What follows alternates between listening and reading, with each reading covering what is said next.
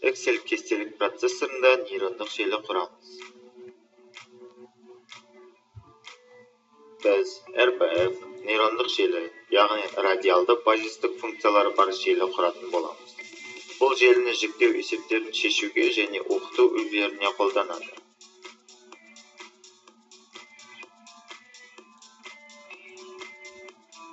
Бізде нысанның 3 класы бар. Класс 1, класс 2, класс 3. Әр нысан 2 белгіге ие. Біз оларды x1 және x2 деп белгіледік. Белгісіз үлгінің класын оның белгілеріне қарап анықтау қажет. Ең алдымен Евклид қашықтықты анықтаймыз. Себебі бұл қашықтық RBF желісінің негізгі ұғымының бірі. Бұл қашықтықты анықтау үшін x1 және x2 туындыларының қосындысы квадрат түбінің функциясын пайдаланамыз.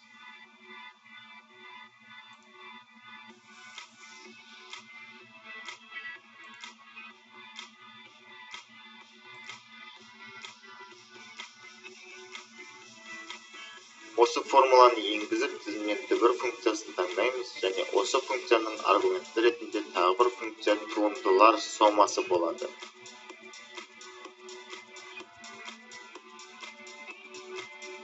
Бірінші жиым B4 пен C4 аралығындағы диапазон. Екінші жиым дәл сол диапазон болады.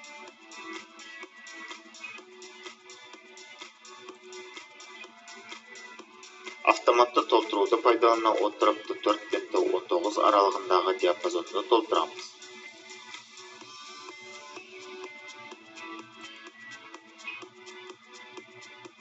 Евклид қашықтығындағы x1 координатына тең болатын нормаланған координатты табамыз.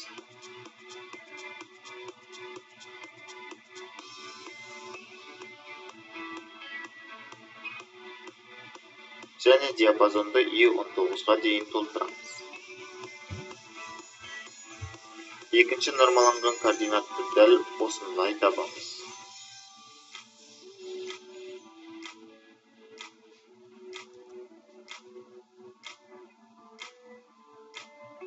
Дәл осы функцияларды белгісіз үлгі үшін есептейміз.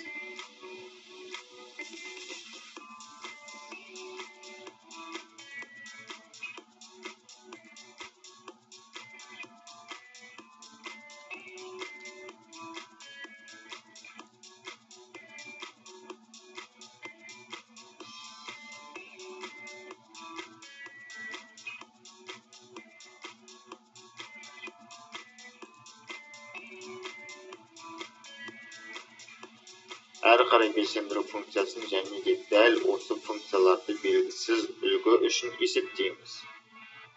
Бұдан әрі экспонент формуласын пайдалана отырып, әр нысан үшін белсенді функцияны есептейміз.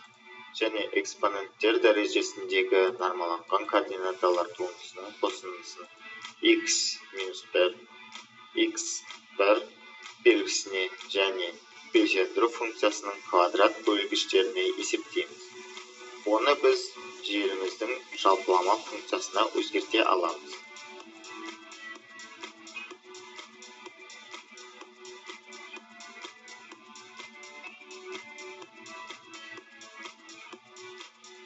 Тізімнен экспонент функциясын таңдап, алдымен алым дәрежелерін толтырамыз.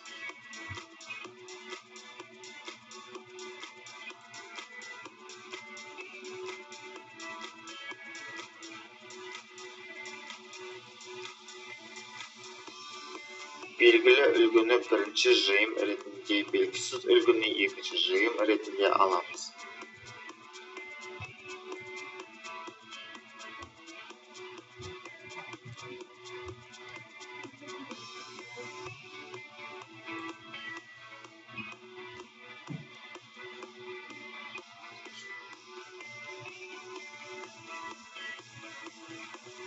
Белгісіз үлгі әр нысан үшін тұрақты болғандықтан F4 функциясын пайдаланамыз.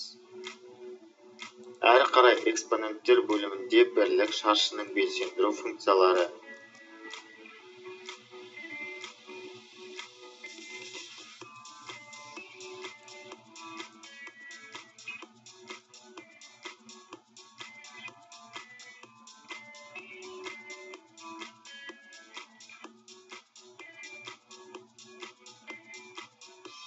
әр нысан үшін A23 ұяшығы сақталады. Сондықтан біз оған абсолюттік сілтеме жасаймыз.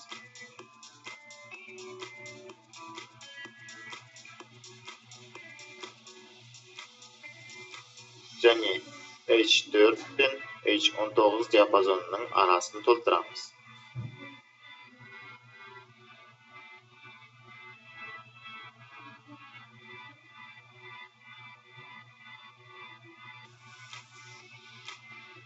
Енді H26 мен H28 диапазондарының аралығын толтырамыз.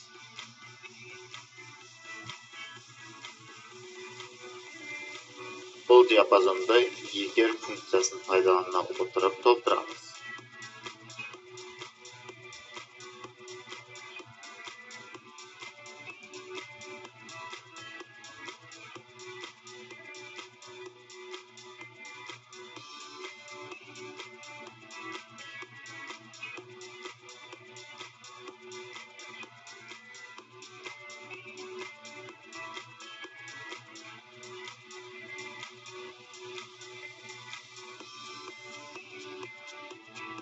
Біз класс диапазонын таңдаймыз.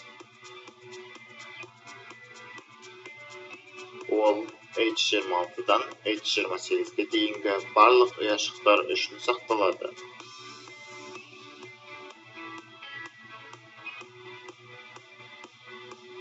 Критерий ретінде өз классымызды аламыз.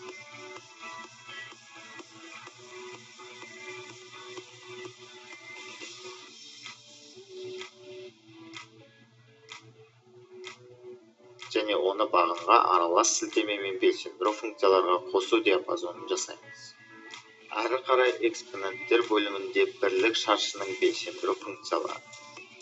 Әр нысан үшін A23 ұяшығы сақталады. Сондықтан біз оған абсолюттік сілтеме жасаймыз.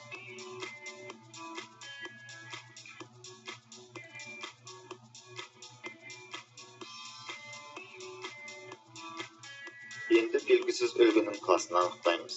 Белгісіз үлгінің класы үшін көрсетілген қашықтықтағы ұяшықты немесе ұяшықтар ауқымын қайтаратын ығыстыру функциясын пайдаланамыз.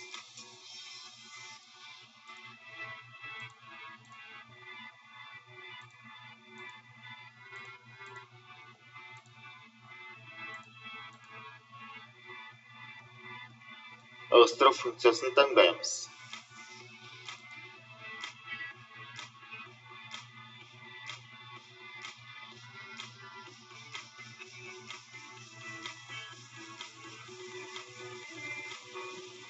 Сілтеме ретінде G25 ұяшығын көрсетеміз. Ол абсолюттік сілтеме болады.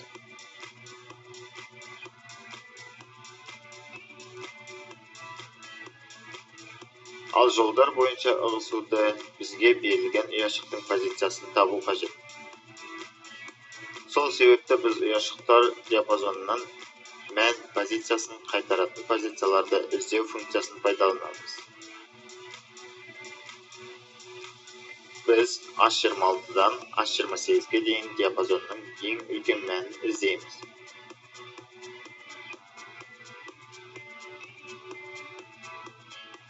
Сондықтан max функциясын пайдаланамыз. Және H26-дан H28-ге дейінгі диапазонды көрсетеміз.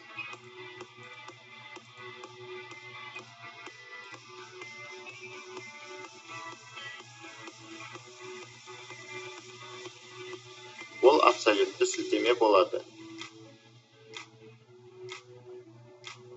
Позицияларды іздеу функциясына ораламыз. Қарастыратын диапазон ретінде H23 пен H28 аралығындағы диапазондарды таңдаймыз.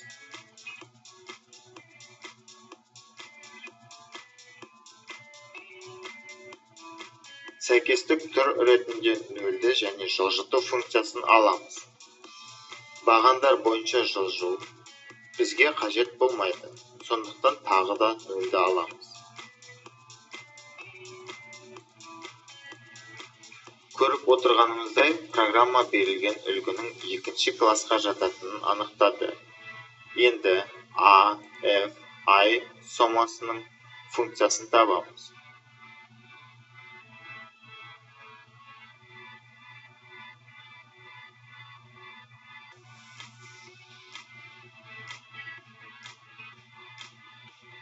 Ол да ығысу функциясы бойынша анықталады.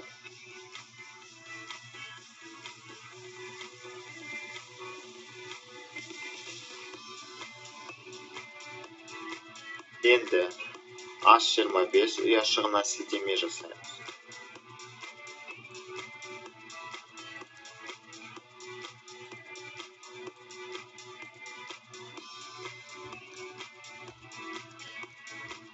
Жол бойынша ығысу, позицияны іздеу функциясы. Осы диапазонды қарастыра отырып диапазонның ең жоғарғы мәнін іздейміз.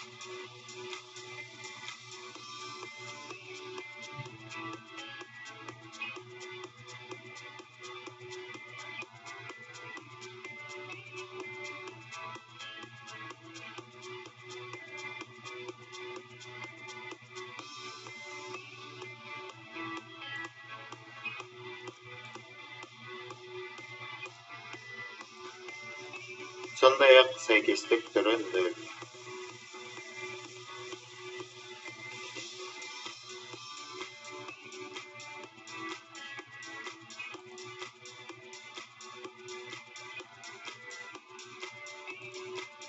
Біз мұнда екінші класқа сәйкес келетін 0,151 мән бар екенін көреміз. Осылайша бізге белгісіз болған үлгінің екінші класқа тиесілі екенін анықтады.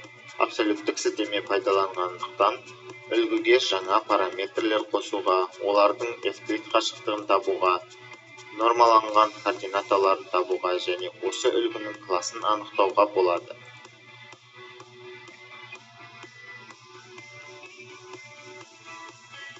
Демек, біздің нейрондық желі өзінің тікелей міндетін жүктеуді орындады.